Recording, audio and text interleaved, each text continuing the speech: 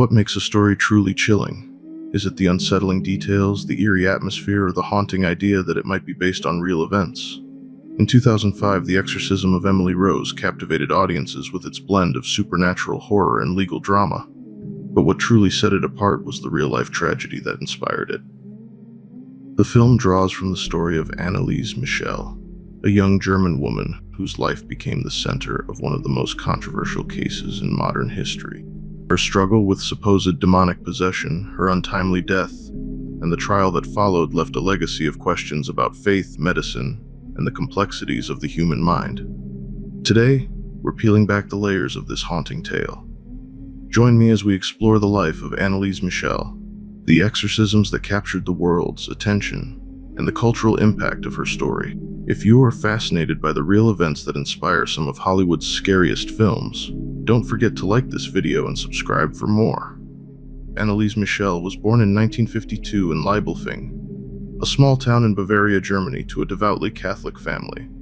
Her upbringing was steeped in traditional religious values, and she was known as a kind, bright, and deeply spiritual young woman. She excelled academically, played the piano, and was an active member of her local church.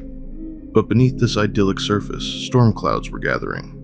At age 16, Anneliese experienced her first seizure. After a medical evaluation, she was diagnosed with temporal lobe epilepsy, a condition that can cause seizures, hallucinations, and profound emotional disturbances. Over the following years, she suffered additional symptoms, including blackouts, intense feelings of pressure on her chest, and sleep paralysis. These experiences were accompanied by vivid and terrifying hallucinations of shadowy figures and grotesque faces. Her doctors treated her with anticonvulsants, but Anneliese grew increasingly convinced that her condition wasn't just medical. She described hearing voices condemning her as damned and unworthy. Her religious devotion deepened, and she began attributing her struggles to a spiritual cause. By the early 1970s, Anneliese's condition had worsened. She reported violent aversions to religious objects, claiming she couldn't bear the sight of crucifixes or the sound of prayers. Her parents, deeply concerned and devout, sought help from the Catholic Church. Initially, their requests for an exorcism were denied. Church officials recommended continued medical treatment, reasoning that her symptoms could be explained by her epilepsy and possibly psychosis. But her behavior grew increasingly alarming. She would often growl, eat insects, and injure herself. Her family believed she was in the grip of something supernatural, and they persisted in seeking spiritual intervention. After reviewing her case and witnessing her symptoms, the church granted permission for an exorcism in 1975. Two priests, Father Arnold Renz and Pastor Ernst Alt, conducted 67 exorcism sessions over 10 months.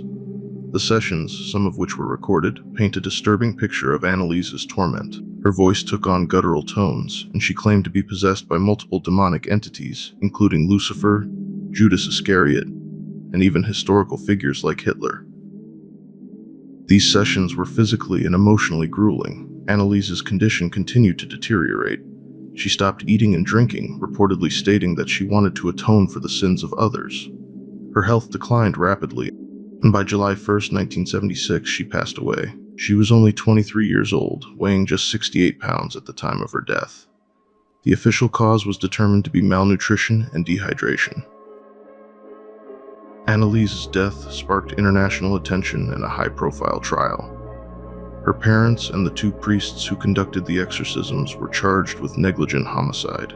The prosecution argued that medical intervention could have saved her life, highlighting the severe lack of medical care in her final months. The defense, on the other hand, claimed that Anneliese had chosen to reject medical treatment, believing her suffering was part of a spiritual battle. Expert witnesses from both sides debated the case.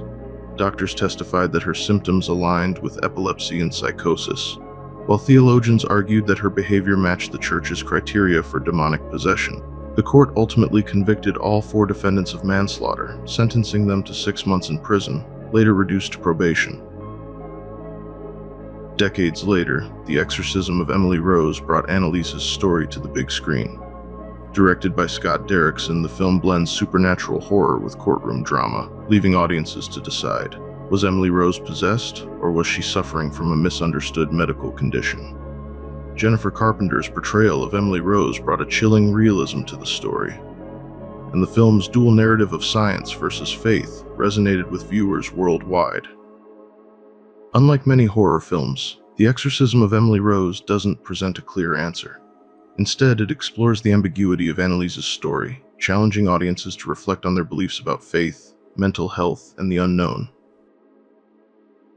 Anneliese Michel's story continues to spark debate.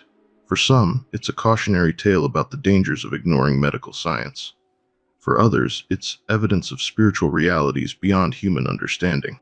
Her case remains a profound example of the tension between faith and medicine, and the ethical dilemmas that arise when the two collide. The Exorcism of Emily Rose stands as a testament to the enduring power of Anneliese's story. It reminds us that the most haunting tales are the ones rooted in truth, forcing us to confront the mysteries of our own world. What do you think? Was Anneliese Michel's story a tragic misdiagnosis, a genuine case of possession, or something in between? Let me know in the comments below. Don't forget to like this video and subscribe for more deep dives into the true stories behind your favorite films. Thanks for watching, and I'll see you in the next video.